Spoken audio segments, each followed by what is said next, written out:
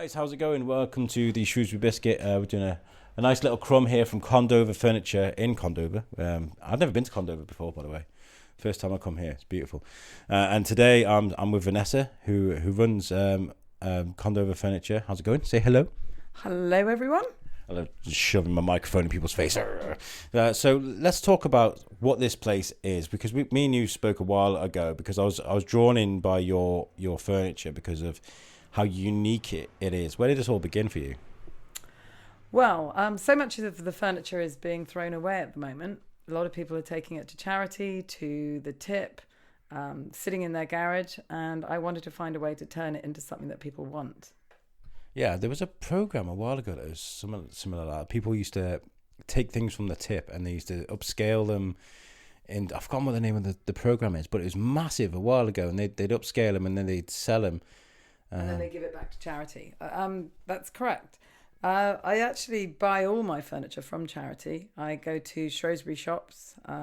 Particularly, I love to go to Hope House over at Battlefield and see Hannah and Andy there and buy their furniture.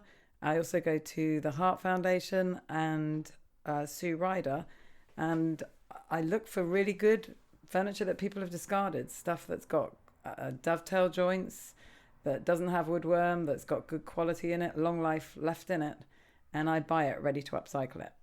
It's really good because you're making a business out of it, but you're also giving money towards charity and you're giving back at the same time as well, I guess. Yes, but it's not just me, because if someone buys the furniture, then about 20% of the sale price is actually going to the charity. So they're not only buying something that's upcycled and had its life prolonged, they're also giving back to charity, which is great.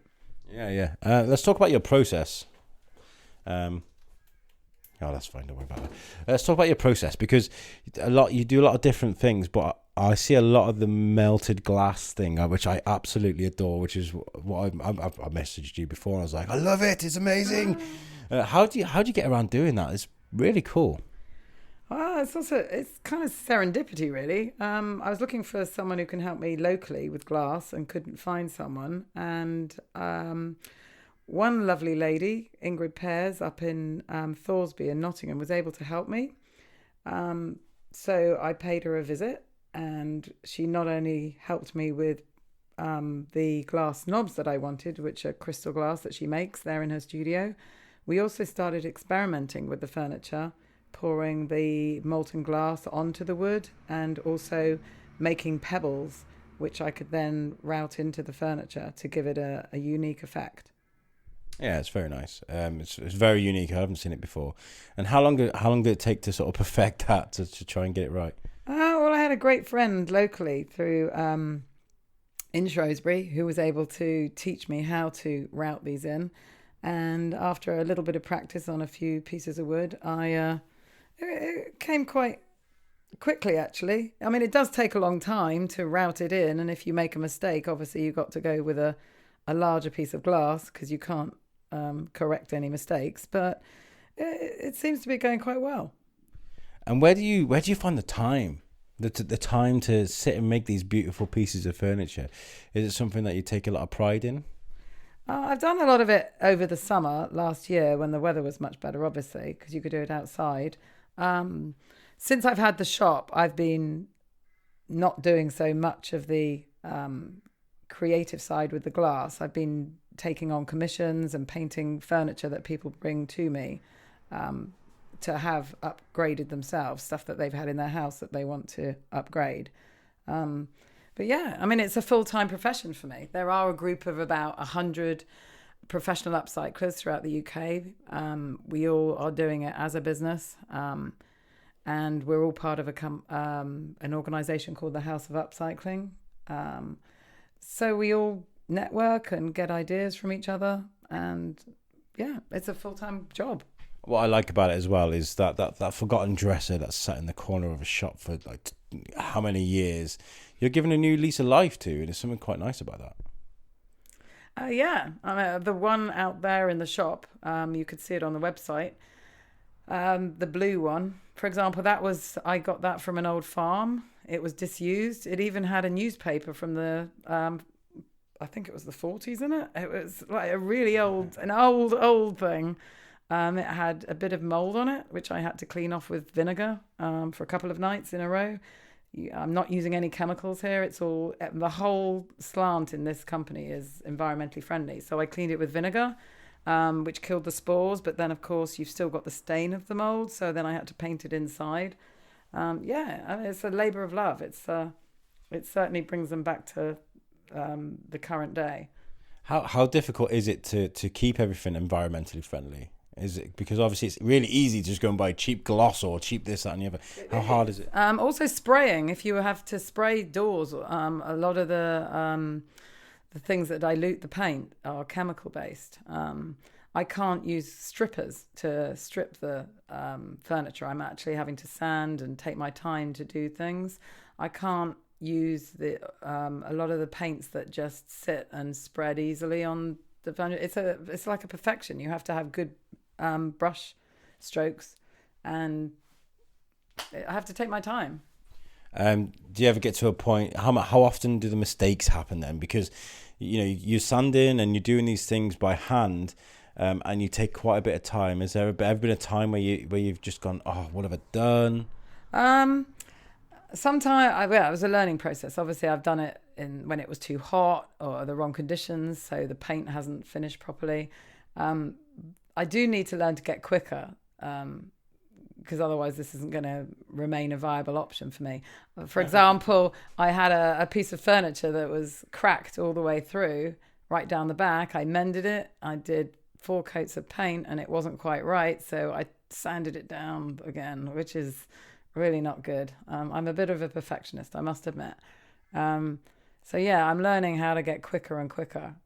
But that's what attracted to me to you and what you do, is because effectively you're mixing furniture with art because of how long you take it and because of the passion you put behind it.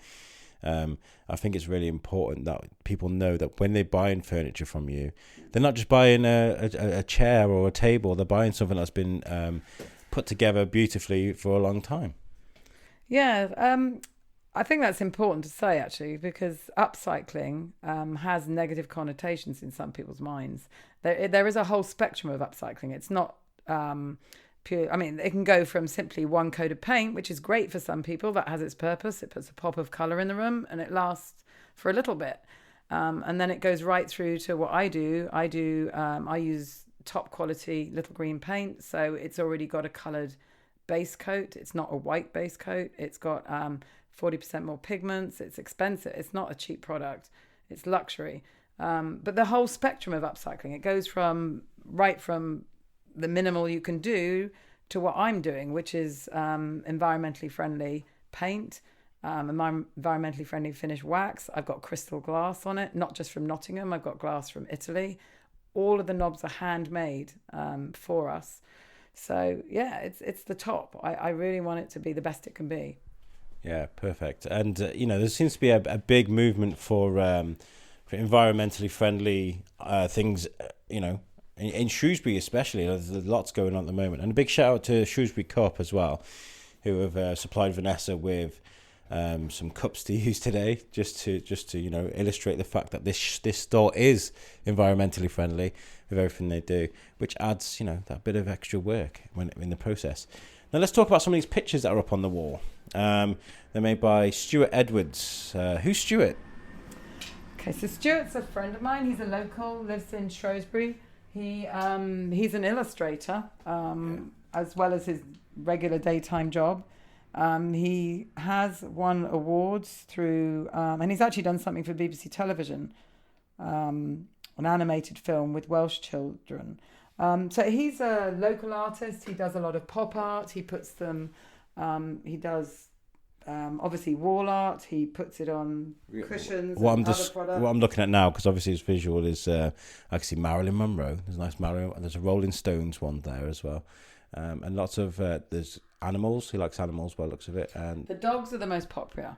Yeah, the people dog love dogs. Yeah, a lot of people here, because we're in the countryside and people are walking past and coming in. Yeah, a lot of his dogs. He's got a great website. He's got a great Instagram account. You could see the products, and he also puts them on T-shirts and cushions as well. And cushions, yeah. Mouse mats, all sorts.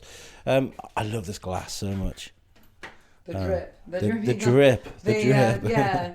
That's a unique stool. You can see that online as well. It's pebble topped. I took 3 glass pebbles, which are essentially, it was glass blown and then cracked and put back in and fused. And then I've taken those pebbles and routed them into the stool, and one of them is actually dripping over the front. Did that ever happen as like an accident? You're like, oh no, what have I done? And then it's like dried, and you're like, oh, actually. It was actually over a bit of granite. It was poured over a piece of granite as an experiment. But that was very popular when I exhibited in London at the at Olympia at 100% Design last year. That piece was the most popular. I had a lot of cameras on that. It's really good, and you've been featured a lot recently in a lot of magazines. You've been Katie Rink was here today, and you show me a catalogue here for interior design. Interior design yearbook. And Shropshire Living. So I'm trying now to get the name of upcycling out to the masses. Rather than people buying straight from IKEA, which has its place as well. But I don't think we should continue to be buying things that not only are bringing down more trees, but also there's a lot of chemicals involved in the process of all this fast furniture. The furniture that people are throwing away at the moment it's great. It's all been made by a craftsman. There's nothing wrong with it. I don't see why people are throwing it away. It all works. It's actually more solid than the stuff you buy in IKEA. The bottom's not going to drop out of it for a start. Yeah, exactly. It's not a flat pack. It's fabulous furniture. And the most popular at the moment is oak. I will say that. A lot of people aren't liking the pine. There's nothing wrong with it. That was a 90s thing, wasn't it? Pine was everywhere. Yeah. Pine coffee tables. Oak is the thing of the day at the moment, or the old pine, not the new pine. The new pine's very fast growing. It tends to go yellower quicker, but the old pine is very popular. So to the people that you've been selling furniture to, what's the feedback been like from them? Have they really enjoyed what you've made for them? Yeah, they're surprised at the quality. Everyone comes in and says, I can't believe that this is upcycle, but it can be this good if you take your time to do it. It's a mindset, really. A lot of younger people are wanting to do it, like they're buying vintage clothing, secondhand, everything. I think it's the older generations want it, but of course they've got a lot of furniture already. So, it's very well received. It's been great. And the people who are taking it away are very happy with it. People who are buying it, they're coming back, which is good. So that's the important thing, right? Not just buying it once, but coming back. I've also now got a lot of gifts in the shop here in Condover, so that you're not just coming in for furniture. So I've got greetings cards, wrapping paper, small gifts that are ethical. I get a lot of my gifts from Daisy and Tilly's around the corner, which is an ethical grocery store. All the paper is made of recycled paper. It's printed with vegetable dyes. All the packaging is biodegradable. So the whole philosophy of this little store is environmentally friendly, because I think that's the way, that's the future, and that's where we should all be aiming towards. If not for everything, just trying as much as we can. And the fact that you're going all out with this as well. We're having a conversation where you're like, I've just put everything into this. Everything into this. And I think there's something really beautiful about that, that I love passion. Passion is what drives this show, So when I hear about someone putting their heart and soul into everything, there's something really nice about that, because you got... Well, you got to be positive. I've come from America. I had 20 years in America, and people say I'm a bit too positive sometimes. But I got to tell you, that's me all over. I do everything 100%. I signed up for a marathon, having never done anything apart from a 5K. I didn't do the half marathon, none of it. Not a 10K, straight for the marathon, because I set the goal and then work how to get it. I wanted this. I wanted people to start buying environmentally friendly furniture. I thought, well, what's the way? You've got to have a shop. You've got to go in the magazines. You've got to go to London. I've got 25% of my followers from London. That's why I'm now going in national magazines, because I'm going all out there. That's me. That's brilliant. I mean, your shop is beautiful. I'm walking around now, and everything just looks so colourful, so bright, and I think we need a bit of that at the moment. There's lots going on in the world at the moment that's negative, and you can, even if you just come in here and just have a little look around, it might make your day a bit better. you know. Yeah, I'm getting a lot of visitors now from Shrewsbury, some people from Birmingham, and some people from Staffordshire. It's good that now the word's getting out. At the beginning, it was a lot of dog walkers who were just in the village walking, and now the word's getting out there. It's getting a lot of people from further away, which is fantastic. And I'm getting recommendations from Shrewsbury town, because obviously I'm not right in the middle of everywhere. No. I tried to get in town, but to be honest with you, the footfall wasn't there for me in the shops that I could afford. And also there was nowhere to park. Of course, here out in Condover, which is just 4 miles south of Shrewsbury, there's parking outside. There's a wide door to get the furniture in and out. It's a nice little place. So, yeah, come on over. There's never more than like 3 or 4 people in the shop. So it's a great place at the moment. Do you attend a lot of like craft fairs and things like that? Do you ever? I've done the flower show in Shrewsbury, and I then did the London show. No, I've done no craft fairs. No, I haven't. I've been spending my money on getting people to the shop, almost like a little microbrewery. I think once you found something you like, people will come here. Furniture's really hard to move to craft fairs, unless you just take one piece as an example. Look at what I can do. Oh, yeah. Just one piece with the glass on it would do. But no, I haven't done the craft route. Again, I went straight for London and straight for the Shrewsbury Flower Show. That's me. Straight for the jugular. I mean, it's a good move. I do believe it's a good move. Where can people find you? Are you on social media and stuff? Yes, I'm on Facebook, Condover Furniture, Instagram, Condover Furniture. I'm on Twitter. I do a lot on Twitter. I try and post a couple of times a day. The shop is here in Condover, Church Street, SY5 7AA. I'm open every day except Wednesday. Where else?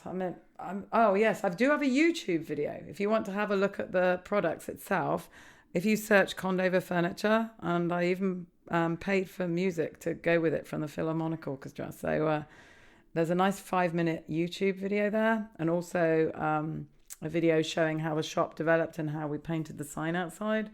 I'm also on LinkedIn. I'm everywhere. Actually. I'm everywhere. Everywhere. Don't you have to be? Everywhere. And I'm here. Come here and actually see it, because I think once you see it in person, that's fabulous. I mean, because then you can see the quality, and then you'd be willing to buy online. I'm just going on Vinteria. I've just got to update it. Vinteria is an online website for upcyclers, where you can buy, there's thousands of, like, I put my chest of drawers on there. There's 5,500 chest of drawers to choose from. So we'll see if it works. But I'm going online, not just with my website. I'm going on a selling site that is available throughout Europe and the States. So see if that works for me. Ah, fantastic.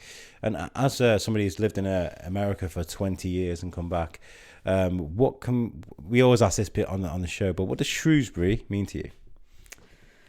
I think it's very good, actually. It's kind of like a big Henley. It's very friendly people. I love the fact that it's got such a low density of population. I'm not used to this. You can actually walk without bumping into people. A lot of good people, a lot of good ethics here. Generous people. Yeah, I think there's a lot of good about it. It's great. A lot of art, a lot of history. History, I love the fact that it's a lot of complex history here and depth. And you walk down the little streets, and even in Colham and places like that where I run, and you just look down the side streets and you see these old manor houses surrounded by buildings and stuff. There's so much history here if you just look. Beautiful. I like that. Well, look, thank you very much for inviting me around here today. It's been really nice, and I really hope you get lots of people coming here today and talking about. I know you've had the BBC here; they were here before us. Biscuit before Jim BBC. He's Jim. a good man. We like Jim. Jim's great. He came around my house once. Good. Yeah. Thank you for taking the time to drive out there. Yeah, it's been great. Guys, make sure you give us a follow on Facebook and on Instagram, and you can check out our website as well, which is the www.theshrewsburybiscuitpodcast.co.uk. You can listen to our audio directly from our website. And thank you very much, Vanessa, for inviting me. It's been great. Thanks, Al. This has been great. Go and have a look at the website, Condover Furniture. Do that. Catch you later. Peace out.